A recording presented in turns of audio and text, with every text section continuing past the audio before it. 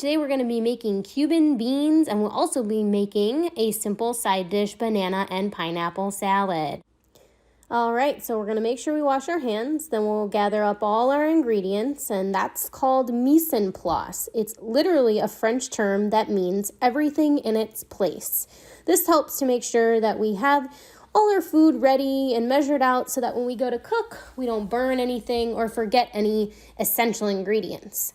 As you can see here, I'm chopping the tomato. There's 2 of them that you'll chop up. Next, we'll choose a bell pepper, either red or green, yellow, orange, it doesn't matter. And we'll chop that up. And as you'll see today, we're going to be using traditional foods used in Cuban cuisine, specifically beans and a delicious seasoning called sofrito mix. It's cooked onion, garlic, green or red bell pepper, tomatoes, cumin, and oregano. So here we have our red onion, and we'll dice that up. And then next, 4 cloves of garlic that we will mince up, which is a very fine and tiny chop. And then here's our mise en place. We've drained our beans, got our spices measured out. Now let's get to cooking. We want to start with our pan on our stove. Turn the heat up to about medium-high. Quick tip, you always want a hot pan, and then you want to add your cold oil.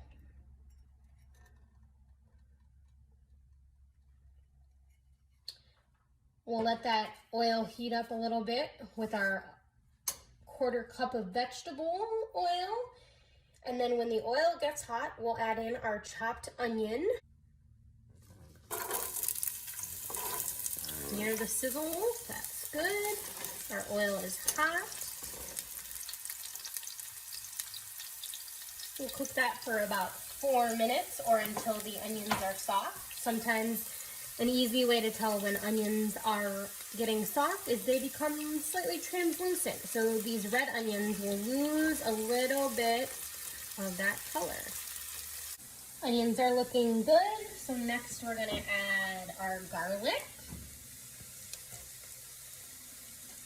and our bell pepper. Remember, we could have used a green or red or yellow or orange pepper.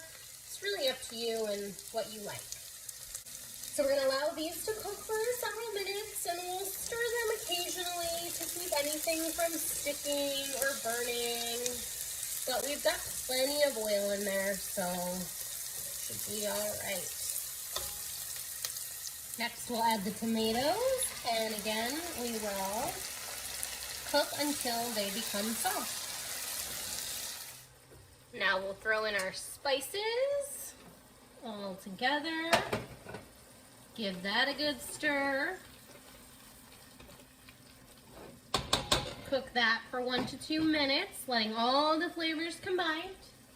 Then we're gonna add in our beans, our 1 cup of water, and our bay leaf.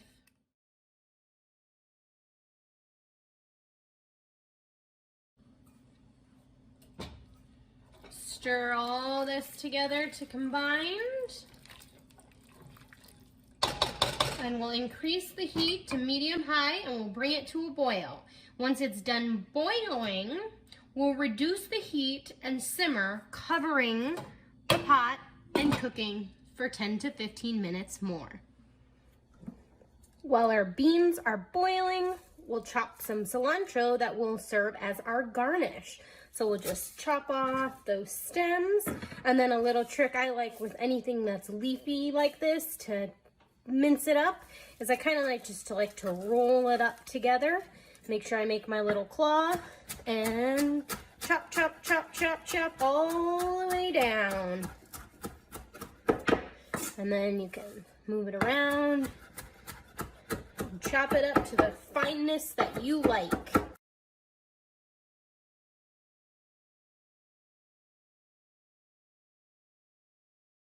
And now our recipe is complete. You can garnish it with the cilantro, a slice of lime. I even added some avocado slices.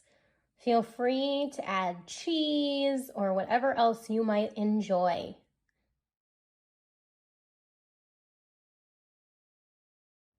Picking out a ripe pineapple is important to get the best flavor. Do you know how? One of the tricks that you can use is looking at the leaves. If one comes out really easily, yay, it's probably ripe.